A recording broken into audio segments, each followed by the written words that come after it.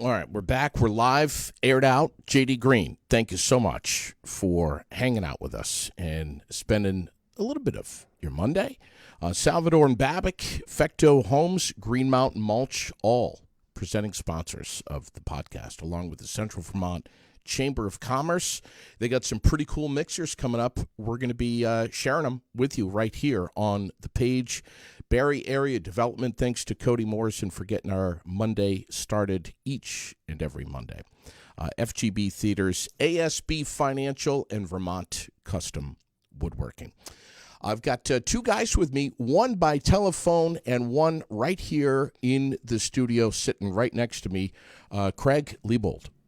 I got to tell you, dude, I've been waiting for a long time to have you on, brother. Oh, yeah? Yeah, just pull that mic right up close to you so that we can hear you great. Not better. Yeah, man. How the hell are you? Pretty good. That's a big question. Yeah. That's a really big question, isn't it? Can be. Yeah. Where do we start with you, dude? I mean, I know that we've chatted a little bit, but you have had, let's be honest, It's been a bumpy road. one hell of a life for 29 years on this crazy fucking planet. Yeah. It's been a wild ride for you. A little bit. Yeah. And I've only known you for really maybe just slightly over a year. Right. You know me. I know a little bit of you. And I think maybe the biggest thing that you know about me is that I really don't know the ins and outs and the nuts and bolts of what it's like to be an addict. Yeah. Really addicted to really anything. I mean, Raylene and I joke all the time that I'm hooked on peanut butter, but seriously, you know that I really don't. I don't really know what it's like to walk in your shoes and to live the life that you live. What is it like? I don't know. It's a clusterfuck, isn't it? No, absolutely. For sure. It's hard to say, really. I mean, everything's good right now. Yeah. Everything's going real good right now. Has it been easy? No, absolutely not. Yeah. You've had some real serious challenges with what's your drug of choice? Everything. But mainly alcohol and cocaine. Alcohol and cocaine. Yep. So you've put yourself through hell. Oh, yeah. You've put your mom through hell. Everyone. And a couple of good friends. Way more than a couple, unfortunately. Way more than a couple. You hurt those closest to you. Yeah. For sure. Which has to be, I would guess, when you spring back around and things are going kind of well and you're sobered up, that the fact that you hurt the people that are closest to you, that you love the most, that's kind of, I'm guessing, has to kind of haunt you a little bit. Of course. Yeah, no, I mean, it definitely sucks. A lot of people had to space themselves from me because of the way I was acting, the stuff I was doing. I absolutely would not have wanted to be around me either at, certain points of times. So I understand and I respect that. They've also seen me come back and start behaving again multiple times. Yeah. Just to go back out and start being an idiot again. Right. So certain ones are weary, they see me putting in the work and the effort today and every day lately, just trying to do and be better than I did yesterday, every day, just trying to be better. But those that matter know that the effort is real. They know I'm trying. One of the biggest takeaways from chatting with folks like Dottie Moffat, Yeah, and chatting with your mom and others that are familiar with this this realm of life is that there's basically, fair to say, two types of people. The type that you disappoint them, you piss them off, and they leave or disengage from their life with you, their friendship with you, whatever it may be, because they're tired of riding the roller coaster and being set up for disappointment. Right. And then there's the other type of people who, frankly, and I use this loosely, don't really care if you go back to your old lifestyle. Or they want to help you get there. Right. Yeah. But if you fall flat on your face, they're going to be extending a hand to you every single time unconditionally. Of course. Super grateful for those people. Those are the two types of people, it seem like. The ones that unplug, they want to get off your ride, and the others who say, Craig, we're going to applaud you no matter how many times you go to rehab or how many times you try to get yourself clean. We love you unconditionally, and we will stand by you if you fall flat on your face. As I have many times. But maybe the number of people that do that is getting smaller and smaller and smaller. Yes and no. Okay. Elaborate. How so? Yeah, I mean, there's a select few that have always been there, always will be there. Yeah, I mean, you're right. You know, there are some that have gotten fed up with it, I guess I would say. Yeah. Aren't really there as much as they used to be. Yeah. I don't blame them for that, though. You know, I completely understand. You know, as we said in the beginning, it's been a long road. Sure. Been doing this for like 14 years. Unfortunately. Yeah, and of course I want to ask you. You know, how did all this happen? And I know that there's lots of factors that led up to this road that you've been on, but on this road, you have met and become friends with folks who have not done well Right. for you, and people that have very much done well for you. Yeah. And Joshuah Sears is one of them. Yeah. Tell me about Josh. Josh is a super good dude. We met, we were both struggling. You know, we absolutely went through hell together. Right here in Barrie. Oh yeah. Okay. Yep. No, first time I picked him up was like over by Basil somewhere. I think right in Bond Auto parking lot maybe. Drug deal? Absolutely. All right. Yeah. But yeah, so I mean, we used together, we struggled together, we ended up in treatment together, and we've just always stayed in touch. We always check in on each other. He's doing amazing, but he's always been a support. But it's cool to come full circle, you know, see him doing well, and then here I am also trying to do the right thing. When's the last time you talked with Josh? This morning, yesterday, every day pretty much. Really? Not every day, but I mean quite a bit lately. You know, I hear you say the word struggle, and it seems like the only way that one would struggle is if they want to turn the corner and sober up and get better. And those that are not struggling really kind of have the mindset of, fuck it. This is how I want to go out. Right. Yeah, I don't know. Come on, you tell me. It's all a struggle. I mean, even when you're not doing good, when you're out there using, life ain't good. Fucking sucks. Yeah, no. But yeah, no, I told you I was gonna try and keep swearing to a minimum. No, No, yeah, it's a struggle every day. I mean, you know your disappointment to your family, to everyone else, to those that matter. Not doing just normal life stuff, not going to work, not doing all that stuff, just living a pretty shitty life. Yeah. Right. So, I mean, even if you are in fucking mode, it's Yeah. still not fun. It's still not fun.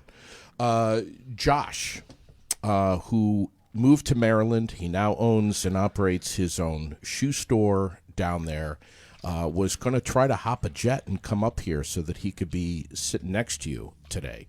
But we weren't able to get him on a plane, presumably because of all the COVID horse shit. But he's on the phone with us right now. What's going on, buddy?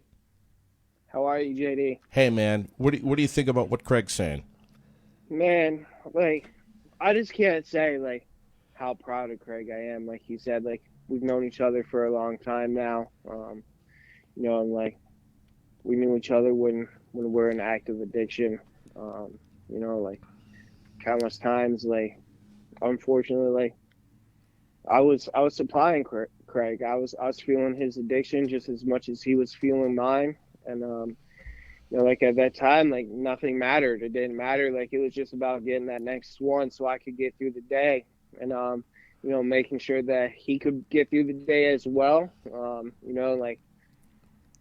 It didn't matter to me. It didn't matter who I hurt. It didn't matter what the consequences were for me. But, to see him now and to see, him putting in the work, it's unbelievable, man. It's always a good feeling when you have somebody that you were in the grips with also doing well and trying to get their life together and being able to be a support for them. Josh, how long have you been sober? I have been clean now for 3 years. 3 years. How did you get there? Yeah. How'd you get there? Man, it's been a journey, for me, I started using when I was 18. I used for pretty much 10 years, and for me, it all started with, mental health, man. I suffer with a lot of depression, PSD, and, I didn't want to deal with any of that. So, it started off with, I started drinking when I was young, but then when I turned 18, the harder drugs came into play for me. And, I went through the grips of it, and finally, unfortunately, it took me losing my mom, and I still struggled for another 5 months after my mom passed away. But, I just got to a point where I couldn't continue to live the way that I was, and not knowing if I was going to wake up the next day, not knowing if I was going to be able to make it. I got tired of it. And I'm extremely thankful for Dottie. Dottie is a huge part of why I'm still alive today. Tell us about Dottie Moffitt and how you met her. So I met Dottie when I went to treatment. The first time I went to treatment, unfortunately, I did not stay clean. And I met her there. She wasn't my counselor at that time. But I knew who she was. And, I left. And, I had the intentions on staying clean. But that is not how it worked out. I left, and I ended up picking up again. I ended up leaving Vermont, going to South Carolina, knowing what I was doing. And I called Dottie one morning. I was in a hotel room, and I was crying. I was like, Dottie, I don't know how I'm gonna get back. I need help. I can't do this anymore. I'm gonna fucking die. I literally thought I was gonna die. And she told me, she's like, let me make a phone call and I'll call you right back. She called me back 15 minutes later, and she's like, hey, the police are on the way to get you. and I was like, Dottie, you're fucking nuts. No, they're not. I can't go with the cops. You don't understand. I have a boatload of drugs here. I'm partaking in activities that I should not be taking. I'm going to go to jail. They're not bringing me back. And she's like, Josh, just stay calm. And I was all messed up. And when the police showed up, I met him outside, and I remember I walked out of the hotel room when I seen him, and I had a bottle of liquor, and they had said to me like, "Hey, we're gonna bring you to the bus station. We got this phone call." And I remember saying to the cops, "Well, if I come with you, can I at least finish this bottle in your cop car?" And they just looked at me and they're like, "Kid, like you're nuts." And I was like, "No, you don't understand. Like I'm gonna get sick if I don't have this stuff." And like thankfully they didn't search me or anything because I would have went to jail, man. Like and like I was able to get on a Greyhound and get back to Vermont and get back into treatment. And while I was in treatment, Dottie was my therapist that time, and Craig was there as well. When I walked in, I remember like Craig's face, like he was just shocked that I was there, and something stuck. Like I knew that I didn't want to continue that way. And while I was in treatment, I had found out that my father had committed suicide, and that was like the big thing that I went through when I was in treatment. And I stayed. I stuck. And I told Dottie like I need to get out of Vermont. I cannot stay clean in this state, but I cannot go to these certain states. And we made it happen. I started off in Connecticut on this journey 3 years ago after treatment. Ended up in Massachusetts, and then I moved to Maryland. And was it mostly just because of the network of people that you? Yeah, I met some amazing people along the way, and No, I'm saying here in Vermont, was it because of the network of people that you knew, that you were associated with, that had your cell phone number, that you were connected with? Yeah, no, like the stuff I had done in Vermont, like I was so bad into the drugs, like I was stealing from people, I had hurt all kinds of people. I was well known for partaking in activities that I shouldn't have been. Like I knew that if I saw people and like I had the opportunity to continue to, for say, have drugs in my possession, that I couldn't like say no. So I knew I had to get out and start over where I knew nobody. Isn't that amazing? And like the last 3 years have been far from easy, man. Like it is a daily struggle still to this day. Like I may not think about getting high, but like I also suffer with a mental illness, and that makes it just as hard because when you're battling an addiction like this with drugs and alcohol, and then you have a mental disorder on top of it, it makes it hard, man. Like it's highs and lows, but like I've been able to stay consistent with staying clean, going and doing what I have to do to stay clean, and like you said, like I own a sneaker store now. Like if you would have told me 3 years ago when I was putting dope in my arm that I would be a successful business owner in 3 years, I would have laughed at your face and said, "Nah, I'll be selling dope or locked up in prison, and I'm okay with both of those choices." Badass. I love that. What can we ask about the mental illness, or do you want to stay away from that? I mean, I had severe depression, PTSD from childhood trauma that I went through. Like my mom was a single mom. She tried her best. But like the men that were in and out of my life, like they were not the best for me. I didn't have a relationship with my biological father.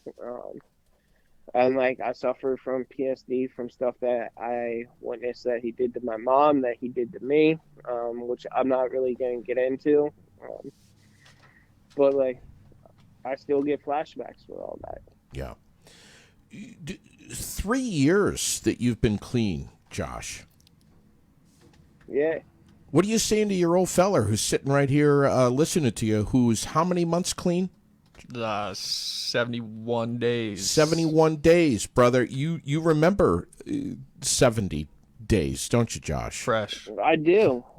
Yeah. And like Craig said, like we talk all the time, man. Like I always just tell him like it's not gonna be easy. Like like I call him right before this just to tell him like like hey, just remember like relax, like don't think about any of the stuff. I know you haven't done something like this before, but like when it comes to doing something like this, like just be honest. Like, speak the truth. Just forget about who's listening, because there's gonna be people out there that are gonna hear our stories, that are gonna listen to us, and they're gonna think it's a joke. But at the end of the day, it doesn't matter about them because we know we're doing the next right thing. And like, Craig is an awesome kid. Like, I've seen both sides of Craig. I've seen Craig when he's using. I've seen what he's done, and I've seen what Craig does when he's clean. And like, I know that Craig has the potential. I know he wants to be clean, but sometimes like it's a struggle. Like, it's not easy. And like, I've told Craig countless times, like, man, I want you out here with me. Like, I don't want you in Vermont. But unfortunately, like right now, he has to stay where he's at. But like, the end goal for me is to, like, I want Craig here with me. I want Craig a part of what I'm doing because Craig's a huge part of my life. And like, I know the potential that he has. Do you, and we know that the folks over at Treatment Court right here in the Granite City are watching, are listening. Has that been a good program for you, Josh? I never went through drug court, man. Like, unfortunately, all my stuff, I ended up in jail every single time. I never did drug court. Like, I don't even know if it was a thing when I was doing what I was doing. And honestly, it wouldn't have been a success for me just because of the mindset that I had. I've always been against authority figures because I've been locked up so much. But from what I have seen, from my standpoint, on the people that go through drug court, it's a great program. Like, what they do and the chances they give people and the way they help people into a new way of life. Like, I love their program because Craig knows, like, we know a lot of people up there that go through the program, and like, I've seen them become successful. Yeah. Yeah, absolutely. I remember saying to Craig's mom not too long ago that it just seems like every month or so that goes by, we all hear about someone who has either overdosed or willfully taken their own life. I mean, yeah, we do. And like, just last week, like, I lost one of my closest friends. Like, she was basically my sister. I got the phone call that she had overdosed and passed away.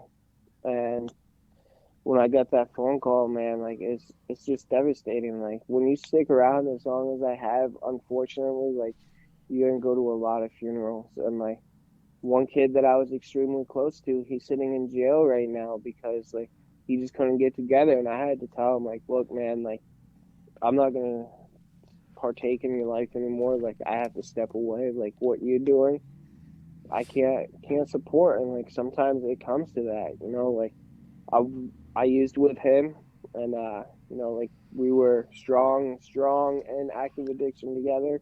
And Craig and I have had conversations about this, and like, sometimes you just have to let people go, but like, one thing I can say, like, for whatever reason, like, I have never given up on Craig, and I never will. Like, Craig is basically a brother to me. I wouldn't even say basically. Like, Craig is my brother, and I will do whatever I have to do to make sure that Craig is successful and has a life like me. Wow. Appreciate you. Damn. I was just going to say, I've said to Craig's mom,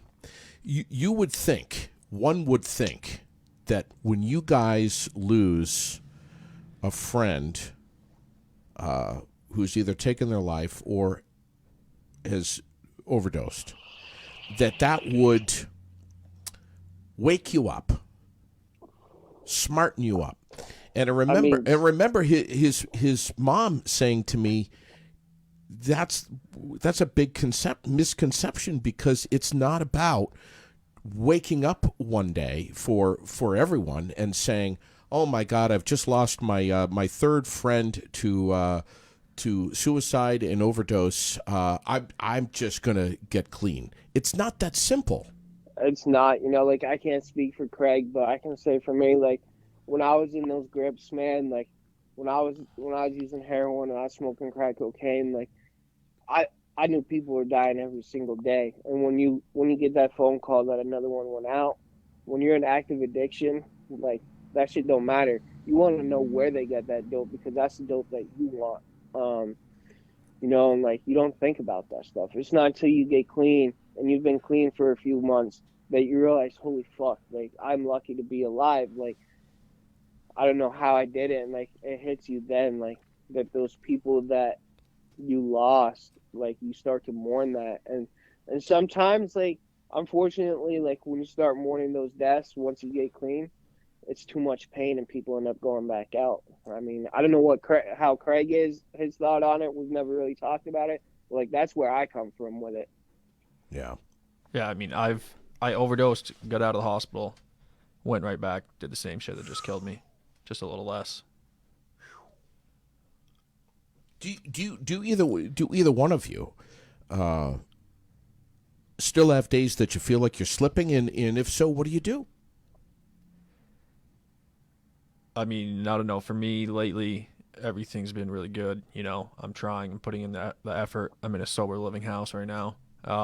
Controlled environment. Yeah, I mean, they hold you accountable. I mean, I have freedom there. If I wanted to go get high, I could go get high. We can find it anywhere. Jesus. But I don't. How does that, knowing that, Craig, how does that feel when you know that you're given a leash that's loose enough, but you have returned back to where you are, knowing that you did right? How does that feel? I mean, I got a lot on the line. I am in treatment court. I'm in that program facing. I mean, you have to do the piss test, whatever that's called. What is that called again? What's the? No, well, yeah. I mean, I got to call a color line every day. If it says bronze, I got to go peanut cop. Okay. It right. could be once a week, could be 4 times a week. Yeah. So I mean, even with that, I mean, treatment court also holds me extremely accountable as well. Yeah. But it's still, if I wanted to go get high, I could go get high. Sure. Sure. Knowing that I'm doing the right thing, able to wake up and be happy for no reason other than I'm alive, I'm in bed, Yeah. I'm sober, my brother, my mother, my father, all my real friends are comfortable knowing that I'm okay and that I'm doing the right thing. Yeah. Not having to worry about my PO, Yeah. worrying about me, not having to worry about going to treatment court Sure. and messing up there, getting thrown in jail, not having to worry about pissing dirty. Right. I know that I'm putting in the effort each and every day, Yeah. and it's rewarding for sure. Are you glad that this was essentially, for lack of a better term, forced upon you? Because this isn't the first time that you've had to go through some sobriety, forced sobriety. Yeah. Well, I mean, Let's be honest. It's a massive pain in the ass for you, for your mother, for your friends, for your employer. It's you basically are plucked yeah. I mean, this from is the earth. This is the second time that I've had to leave Rex and the Bar Slow crew to go get help. I did not I mean, I made the decision my own this time to go do it. I saw, myself slipping, falling into old habits. Yeah. And like Josh said, I mean, Barry is also a very bad area just for me to be. Yeah. I mean, well, you were born and raised here. I mean, everyone knows you. You know everyone. I mean, I love Barry. Don't get me That's wrong. the thing for us. Like, we both, like, we know everyone there. So Right. I mean, in order for us to be successful, we can't be there. I'm not bashing Barry or anything. It's my home. I love this town, and I'd say, I don't know. I don't want to give the percentage of people I like in this town, actually. Yeah. But yeah, no. I mean, it's a very, very hard for me to stay sober here. Isn't it amazing, Craig, how you can have so many people, Dottie Moffat, your mother. Dottie's an angel, by the way. Well, amen. She is.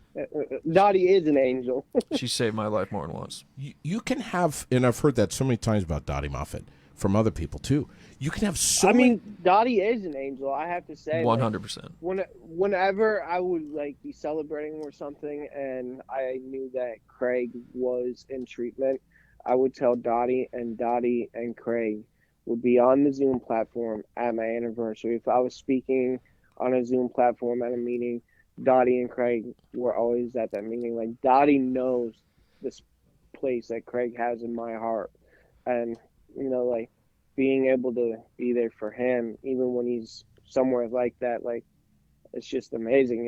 You were asking before about when we feel like we're slipping. I stayed in a recovery house for 3 years. I just got my very first apartment a little over a month ago. I built a business before I left that place. And I just pick up the phone. I talk to people. I live with someone else in recovery. So I'm constantly around people that are there that understand what I'm going through. You guys can both have so many people. You can have an army, a team of people who you're associated with, who have your best interest in mind. You can even have a parent who loves you unconditionally, who absolutely will not walk away from you, no fucking matter what. However, regardless of all of these people that have your best interest in mind, if you don't, Josh, have your own best interest in mind, you may be set up to fail. You that have is very for true. sure. Again, I'm not an addict here, but I'm just trying to imagine life like this.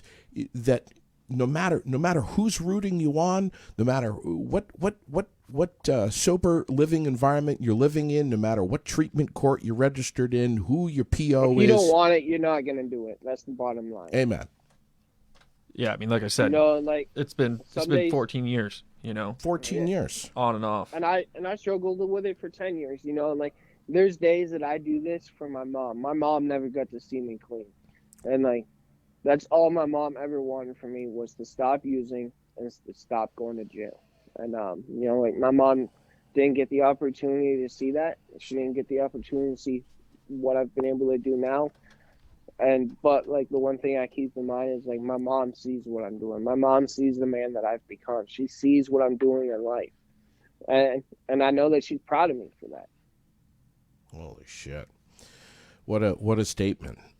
Craig, you're 71 days in. It's honestly probably the longest time I've gone that stretch in, I don't know, years, multiple years. The ultimate test for both of you guys, and Josh, you're kicking ass here, and hopefully, whatever set of rails you're on, I hope Craig's going to be riding this train with you. But it's like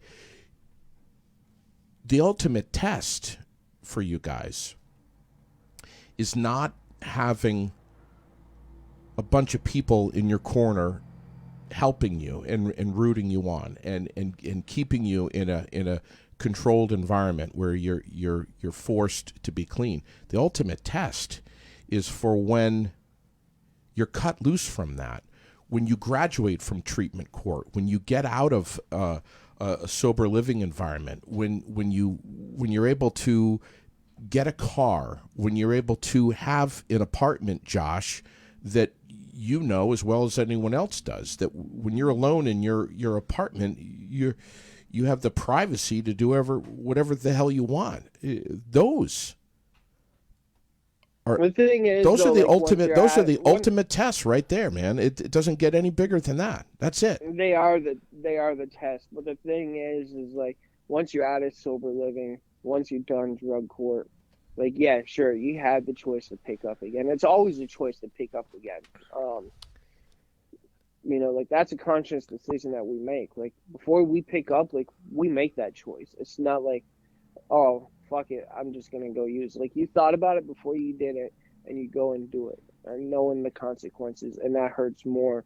And after you've been in recovery for a little bit, and you've come around, and, like, you go to meetings and stuff, like, every time you use, it's harder to come back. And, but, like, you still have to work the same things that you did when you were in sober living drug court if you want to be successful. And I mean, like, even you say, like, for me to, like, forcefully stay clean, yeah, I'm in treatment court and I got a lot on the line, and they try to do everything they can to keep you clean, but I mean, it's the same thing. If I want to go get high, I'd go get high. I'd just end up in jail. And just real quick, I mean, treatment court is definitely an amazing program. I look at it as a gift. Not sure where I'd be without it. At times did I hate it? Absolutely. But it's a gift. I was in the lowest low of my life when I committed the crime that got me into the program. Not proud of it by any means, but I don't want to say when I complete the program, that charge gets completely expunged, and that alone is just amazing. Huge. So it's Judge Morrissey, Mary Morrissey, also an amazing woman. I've been in the program for 800 something days. Damn. If it's done perfectly, it only takes 14 months. So obviously I haven't done it perfectly, but I always showed up. I was always honest. Anytime I knew she was going to throw me to jail, I still walked in those doors. Really? Yeah. How many times you been to jail? I don't know. I mean, I've never stayed for any lengthy amount of time, but I've, quite a few times. It sucks. Yeah, it's not fun. It does. Jail definitely sucks. No. Yeah, I like food. I've done some lengthy stays there. I like food a lot. I cook. I eat like a horse. yes. And you can't do that in jail, and you can't eat good No. food in jail. You want some like trash can soups, ramen, sausages, pickles, some cheese, a little bit of rice in there. I'm all set with that. Isn't that amazing? No. But It's really not. It really isn't. No, it's just amazing to hear you two talk like that. I mean, it's just it's incredible. This is new to me. I'm a bit naive. I've never even seen the inside of a jail. real quick too, though, what I was saying, Mary Morrissey, she's an amazing woman. Without her, I would not still be in the program. She smack you around a little bit? She would have if she could have. I'm sure, but like I said, I would not still be in that program if it was not for her. She had more faith in me than I did myself at times. She saw that somewhere inside of me I did want it. She saw the potential, and she stuck by my side and continues to till this day. She's not the judge anymore. We just switched judge, which sucks, but I know that she will come back when I graduate to be there. So that's a day I'm looking forward to. Go ahead, Like, Josh. I just want to say too, like, there's so many people in Craig's corner. Like, when I was talking to Raylene about this, like, I had talked to Craig beforehand, and I was like, hey man, like, I want to get on the show, and I was like, but the only way I'm going to do it is if you do it with me. Like, I would have done it without Craig as well, but it just means a lot more to have Craig a part of this as well, because we have been on this journey together. We've gone through fucking hell together, and like, I know the potential that Craig has. I know what he can do, and to have someone else as well, especially our age range, to be able to come on a show like this and talk about what we've been through, it helps so many people. Here's the thing. Josh, how old are you? 32. And Craig's 29. You guys have 30 years of existence on this planet. And for many of us, we're lucky if we get 50, 60. Craig's got a friend who, probably in his 50s, who almost just checked out from a heart attack. Jimmy. Time is arguably the greatest gift that we have. I didn't think I'd still be alive today. I didn't plan on I it. definitely didn't. Both of you. No, absolutely not. But isn't time a magnificent gift? We can use the time to completely ruin our lives, or we can use. We have to. You each have the power to do anything that you want to do in this life. You can continue down this road, or you can turn your life around. You have the ability to do that. We don't always have the tools unless they're provided to us, and they're given to us, or we seek them and get them and use them. But we all have the ability as human beings to use our time constructively to make ourselves better and make those around us in our families, our kids, our wives, our grandparents, whoever they may be, happy, proud, fulfilled. You have the ability to hit the reset button at any point in your life, but time there's no guarantee of time, right?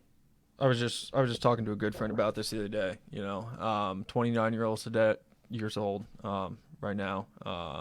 Started doing this. I mean, pretty much my life from 16 to now is just one big blur. Wow. And that sucks. A lot of time lost. How the hell did you? How do you get tangled up in this shit at 16? I don't understand. It's everywhere. Like, Josh, we just had a 15-year-old Josh right here. Yep. Yeah, no, their family reached out to me. I mean, how does that happen? I don't understand how anyone so young who can get tied up in this. I just don't understand. It's mind-boggling. I mean, honestly, it's everywhere. It's easy to get. When you have that mindset of partying and doing drugs, you can get it anywhere. As a drug dealer, they don't care. Drug dealers don't care. As long as you put money in their pocket, they don't care how old you are. They don't care if you're 12, 11 years old. They're going to sell you whatever you want. Yeah, I mean, when I was a kid, like graded school, I made friends by being the crazy kid, class clown. Yep.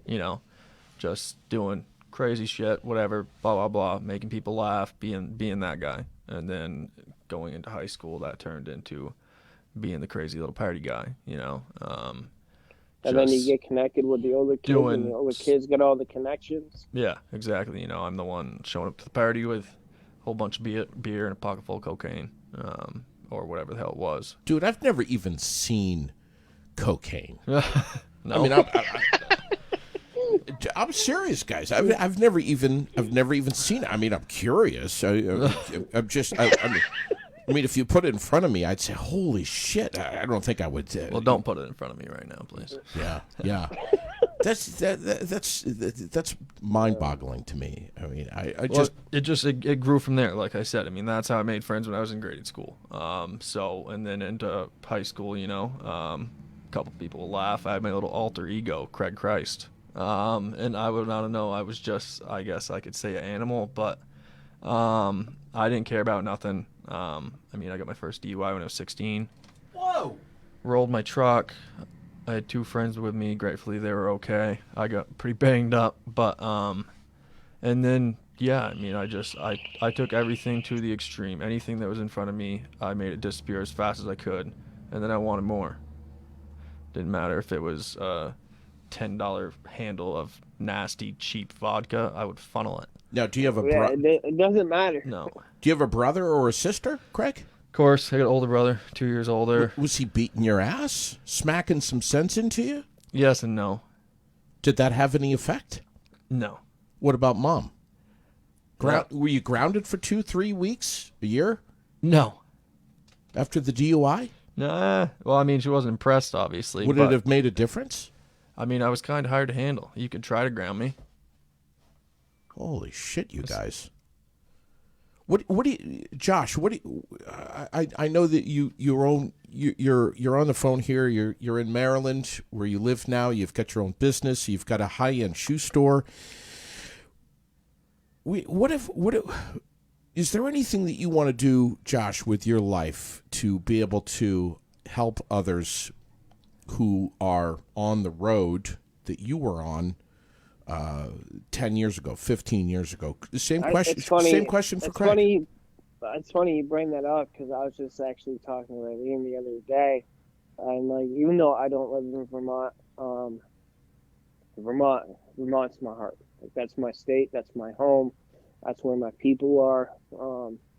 I was telling her like I want to get something going up there where like we have speakers coming into the high schools or doing something in central Vermont, like spreading this message and letting people know like that there is a way. Like don't be afraid to reach out and ask for help and like that. I mean, I don't think everybody knows there is help. I don't think everybody is aware of the programs that are out there.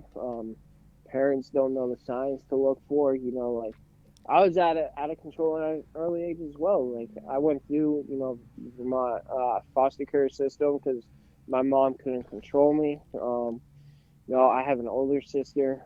I used with her. She's doing good now too.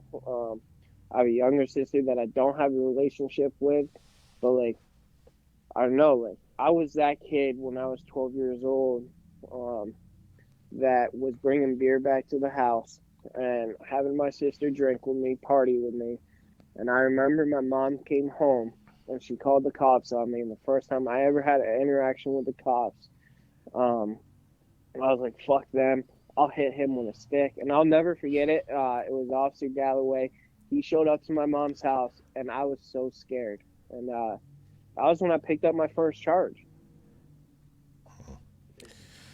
Just had a lady that wrote in, lots of comments coming in, by the way, and she writes the word "why" twice, and how, and says sometimes I blame myself because I saw years ago what was happening to my daughter at the age of 14, 15, and asking for help and not getting any.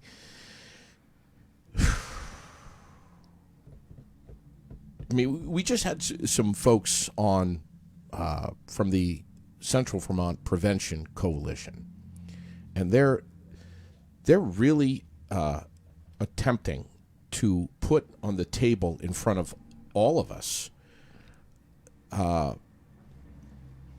resources, information, because a lot of addicts aren't tripping over themselves trying to get it.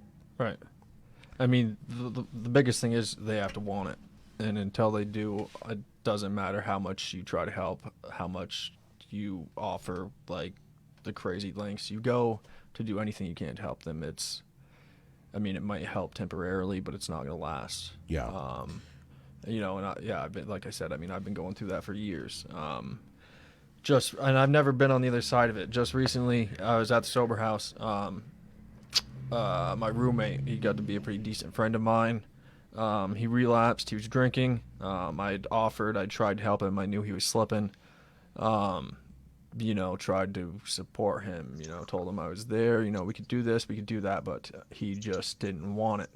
And then, he ended up taking off, running off in the middle of the night, shorts, flip-flops, t-shirt, pouring rain, maybe 52 degrees out. And, even I couldn't stop him from running away. And me wanting so badly to help him at that point in time and then seeing him take off and run into the night, it was hell. And it gave me that other perspective. It made me see and feel what I've been putting my family and friends through for the past, 10 years. The other side. Yeah. And it sucked. Did you see yourself? Yeah. Yeah. Have you done that? See myself? Have you done that? Have you run off? Of course. Yeah, so many times. Stole my mother's car. Climbed out the window. So you know exactly what this dude is going through. Yeah, no, I've been there 1,000 times. But it was just weird, and it definitely fucked with me, wanting to help, genuinely care. I'd only known this guy for a couple months, but we lived together, we were roommates, sleeping in the same room, we go to the gym together, this, that, and the other thing. I've been down similar paths. I felt for him. Where is he now?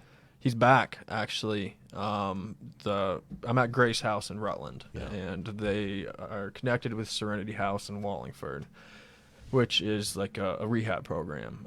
And he slipped. He came back. He asked for help. He was honest, and they sent him back to Wallingford to Serenity House. He did a month there, and now he's back at Grace House.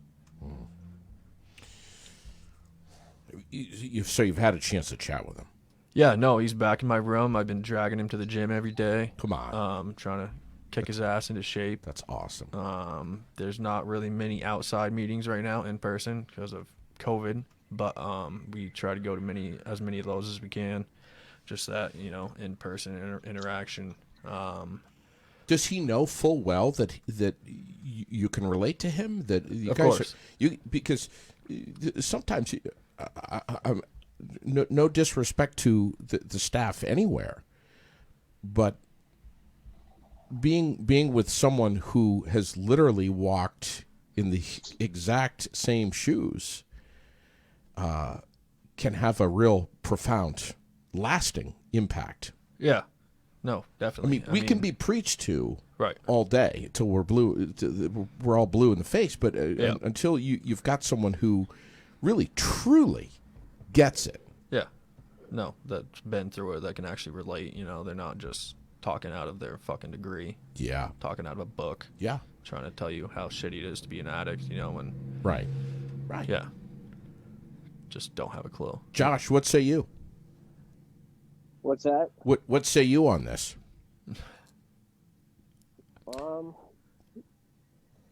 Just being with other people who know exactly what you're going through, literally. Yeah, I mean, it's always good to know that there's other people out here that struggle with the same thoughts, the same situations that I go through.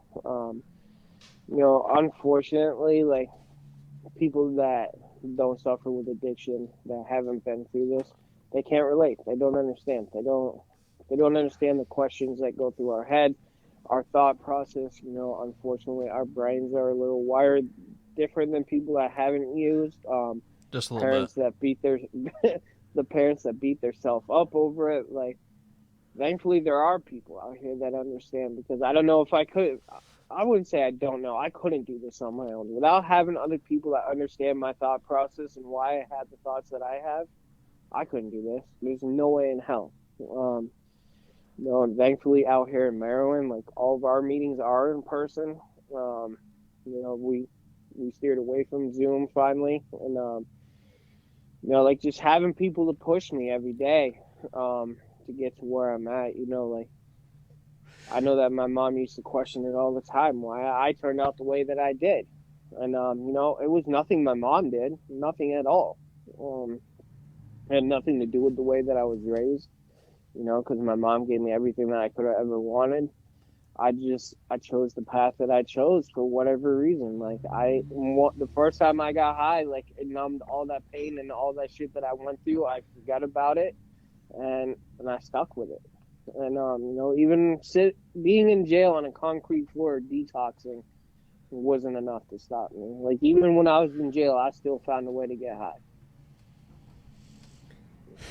It's unbelievable to hear you guys. I know that you both have told me that that you suffer from depression, and it's kind of like, my God, who isn't these days? Globally, who isn't? And there's so many contributing factors to just infuse depression into a human. The media, the world that we live in, our society, and I mean, there's a million other things, and we're coming up with all of these antidepressants and drugs and anti-anxiety medications, and my God, it's like 4 out of 5 people are on them. There's so many things that contribute to this, but going up. So if addiction is at 20,000 feet, going up to 100,000 feet and looking down, it seems like the tippy top of everything is depression, and maybe it kind of, if we can't beat depression, how the hell are we going to beat addiction? You've got to be able to go to the core. We have to stick together and show everybody that this is possible, that you do recover. You know, unfortunately, mental health does go hand in hand with addiction. It's just how it goes. You know, like 90% of people that have an addiction are also suffering a mental health disorder. Right. I mean, when I was using it, I was trying to block stuff out. You know, I was trying to numb the pain, numb my thoughts, quiet that crazy head in my voice. You know, I was running from a hell that I had created. My purpose now, like my, you know, what I want to do in recovery is build a life that I don't have to run from. Yeah. You know, build a life that I don't have to try and escape from, you know, because that's all I was trying to do was escape, I guess. I'd love to. One of the greatest freedoms for me over the last few years too is like not constantly having to look over my shoulder and wonder if the cops are coming, if they're looking for me. You know, like there's no worse feeling than knowing that every single cop in Berry City knew who I was, and that was the worst, and they knew what I was doing. There was no worse feeling than that. Craig, can you relate a little bit? Oh yeah. No, I mean, I've had plenty of interactions.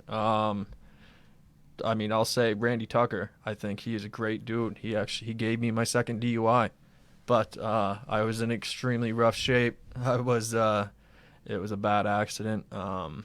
Poor guy thought I was dead. I think it probably messed with him a little bit. But and then when I finally came to, I was, you know, kind of being cocky, kind of being a smart ass.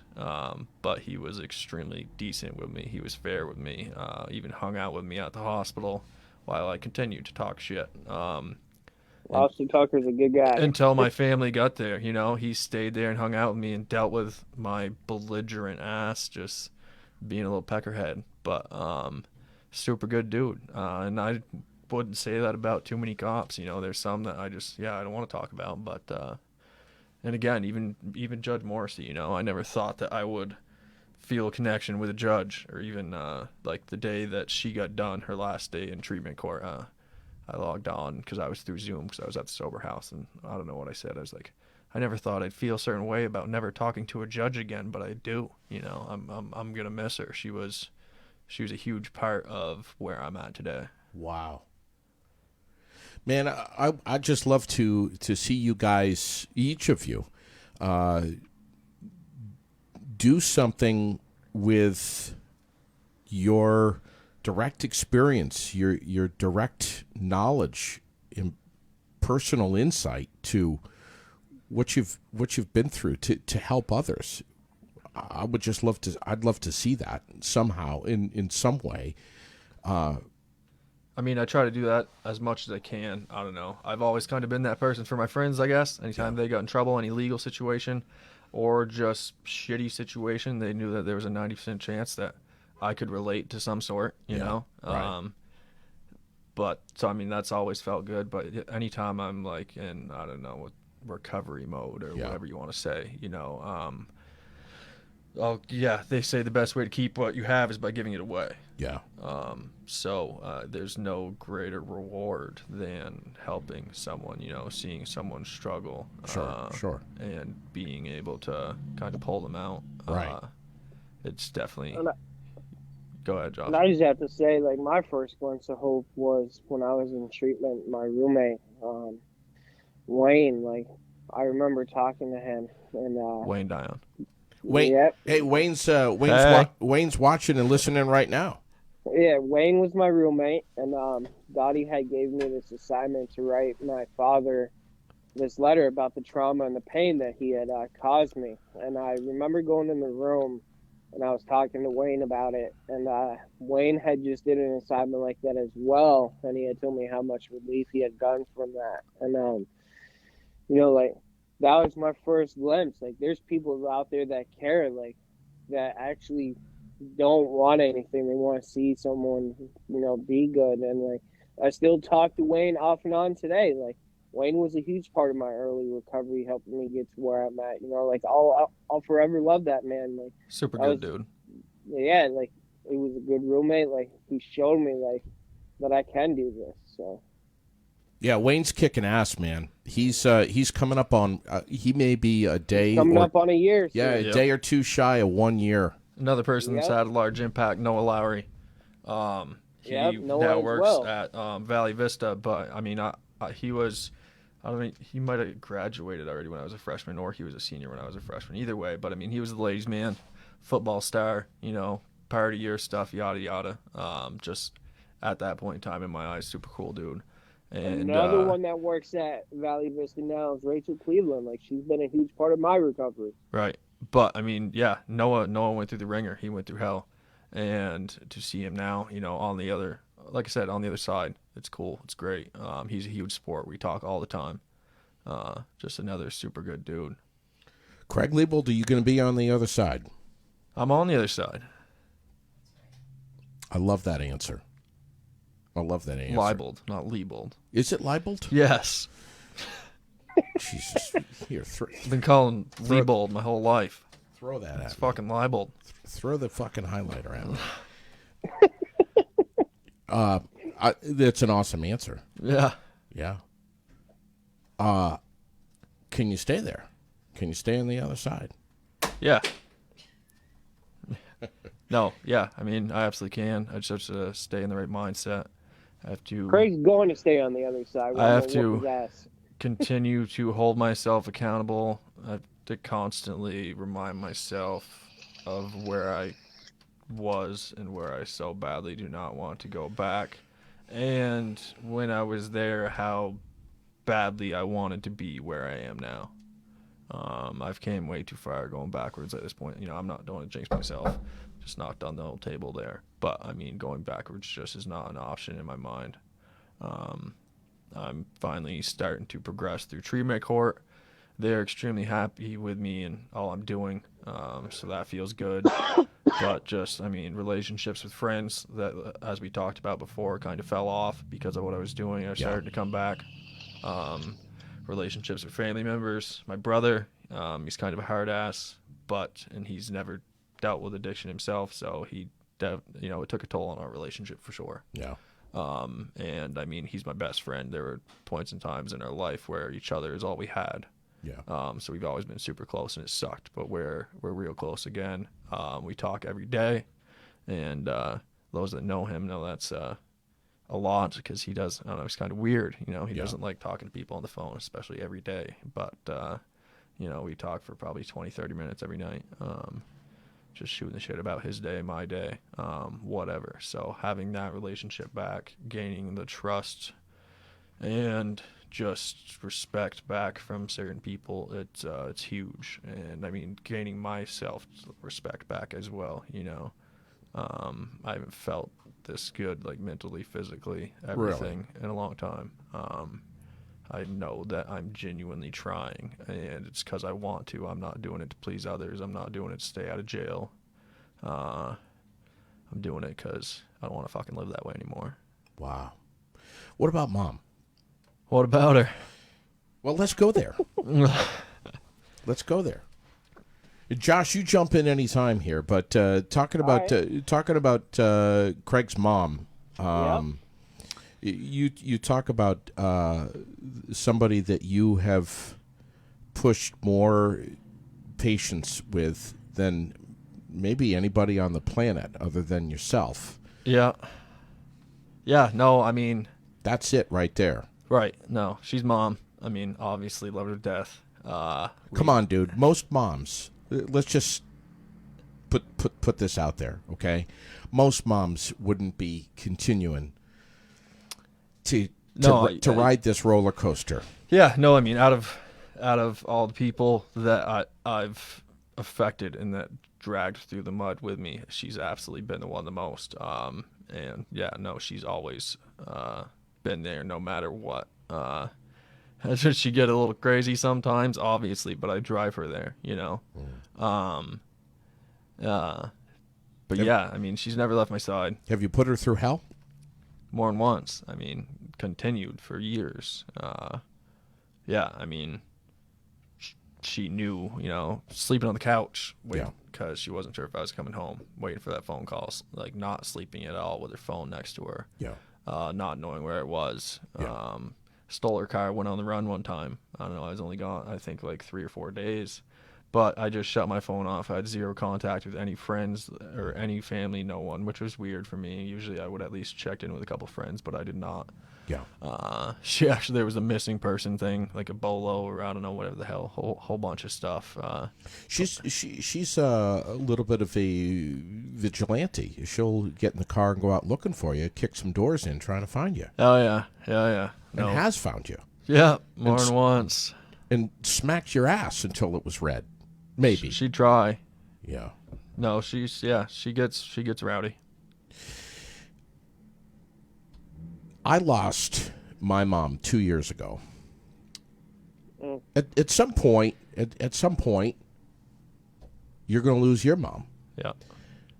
But there's and as Josh can certainly relate, I don't think there's anything that your mom would love to see more than you on the other side permanently. Right. Yeah. No, I mean, And absolutely. That's I think one of the greatest gifts that Craig has. Like, his mom has the opportunity to get to see him clean on this side. Like, unfortunately, my mom didn't get that opportunity. Like, after I had to make that decision to take my mom off life support and let her go, like, it was all bets off. I'd lost my best friend. I didn't care if I was going to end up in prison for the rest of my life or I'd end up on a set of train tracks dead. Like, I didn't care. It was all bets off. I was going to do whatever I wanted. You weren't going to stop me. And no way. I said to Craig's mom one day that I felt frustrated for her because I care so much about her, that you were putting her through this. And someone who's not an addict, this is the way they think, by the way, which doesn't add up to anything. And I said to her, I feel like getting my hands around Craig's neck and trying to shake some sense into him and say, don't you realize how much your mom loves you and cares about you unconditionally? Most moms they would have got off the ride a long time ago, and smack you around a little bit. She said 2 things. Number 1, Craig would beat your ass hard. Okay, we'll get that right out. Number 2, it wouldn't make a bit of difference. I mean, that's the thing too. Like, I don't know. Goes like back with the whole depression piece too. Like, when I was in like the depths and like at the lowest of the lows, I know what I'm doing to everyone. You're aware of that. Yeah, yeah, absolutely. Is it like remorse afterwards? Yeah. And is it on like the forefront of my mind in that point in time? No. But when you're laying there whacked out of your mind trying to fall asleep but you can't, that's the shit you think about. Wow. And I know all the people that I'm hurting, all the people that are worried, all the people that don't know if I'm going to be dead or alive, or find me in a ditch, or are pissed and saying, come on, dude, enough's enough, right? But I mean, at that point in time, I can almost guarantee too that it bothers me just as much, if not more, than it does them. I'm just as mad, just as disappointed, just as upset with myself as they are me. It's when you have those kind of, I don't know, rationalizations, I guess, even when you're in the depths. I mean, that almost, I don't know, it makes everything worse, Worse. You realize what you're doing for a split second to yourself and everyone else, and then you either go back at it even harder or try and climb out. And it's not even just the drugs that are addicting. For me, like, it was the lifestyle that came with it too. That was the addicting. chaos. That was hard to get out of. Closing thoughts for from each one of you guys to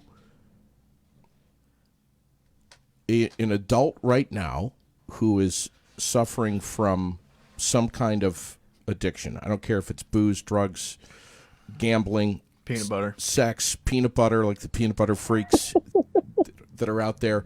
And also I want to hear what you guys have to say to the 12, the 11, 12, 13, 14-year-old who's just like you guys were. I want to hear what each of you has to say to close out to each of those two types of folks. Go ahead, Josh. Josh, you go first. All right, I would say, man, like, just know that you're not alone, that there are people out there that will understand what you're going through. Don't be afraid to ask for help. And give it an honest shot, especially today. Like, you don't know if you're going to wake up, tomorrow. You don't even know if after you do, when it comes to drugs, you don't even know if you're going to survive. Like, you could end up with a bad batch or something. You're going to end up dead, and you don't want to put your family through that. So just know, like, there are people out there, there are hotlines, and there is help out there. Yeah, I don't know. I like what he said. One of the biggest things I feel is, like, you're not alone at that point in time. That's your mind plays tricks on you and convinces you that you are. But when you jump into recovery, you realize and meet so many other people who are just as sick as you, just as crazy as you, and have been through, if not the same hell, something similar, and some even worse, which is unimaginable. And that there is help. I can't do this on my own. Clearly, I've been trying for how long now? And there is help. Unfortunately, in Vermont, there's not a ton. Valley Vista in Bradford for men, Virgins for women. I've been to Valley Vista 6 times. Place absolutely has saved my life on more than one occasion, mainly because of Dottie Moffat. Dottie, I love you. And then there's also Serenity House in Wallingford. Those places are there so you can, have a safe place to detox. We carry a lot of stuff around. I say to people when they first come in, as addicts, you got to empty the backpack. You gotta get rid of that shit that you're carrying around, or else it's just gonna keep dragging you down. What are you saying to a kid right now whose parent may be forcing them to sit down and watch this and listen to this? Someone who's just starting to dabble with maybe some booze, maybe some pot, whatever it may be. What are you saying to the kid? Oh, I don't know. It's super hard. Me, myself, at that point in time, it wouldn't have mattered what anyone said. But one of my biggest regrets is doing what I did and starting as soon as I did, taking school as a joke, not trying. It's affected the rest of my life. I'm not an idiot. I'm actually pretty smart when I apply myself. Yeah. Had I applied myself in school, my life would have been a lot different. I don't know. I guess I don't know. I really don't know what the hell I would say other than it's really not worth it. Josh, speak to the kid. Yeah, no, I would say, I don't regret anything I went through in my life. I'm thankful for what I went through because it's made me the man I am today. But if I was speaking to a kid, I would say, you don't have to do that. You don't have to use drugs or alcohol or engage in activities to fit in with anyone. If someone can't accept you for who you are, they're not a true friend. And you can be that power of example by not doing that. Yeah. Yeah. No, I agree 100%. You guys are something else. And I really appreciate, and so does everyone else. We got a lot of thank yous coming in here in under the comment section from folks that appreciate you putting it all out on the table. We'll have to do it again. We got to get Josh in person sometime. Josh, we will. Yeah, no, we will. Yeah. Thanks for coming on, brother. Thank you. Thank you. Thank you for having me. Yeah, man. Josh Sears, live over in Maryland. Barry guy, who's joining up with us, along with Craig. Leibold. Yeah. Woo. Glad I got it right. Thanks for coming on, brother. Of course. Thank you. Now, when are you? What's the deal now? You have to be back at. I got to be back down there for 3:30. All right, and 71 days. Yeah. Well, how many more do we have? How many more down there? Yeah. It's a 90-day program. I believe I got 37 days left down there. All right. When you get out of there, let's get you back in here. Round 2. Yeah, man. Yeah. Let's kick some ass. All right. Sounds good. I'm on your side, dude. Yeah. I want to see great things. I mean, I think many people do, and frankly, you're on the record. Yeah. No, I appreciate you. I'm not deleting this thing, man. You're on the record. Good. That's why I came. That's fucking awesome. Thank you, brother. Appreciate you. We appreciate your eyes, your ears. Thanks so much for tuning in to Aired Out.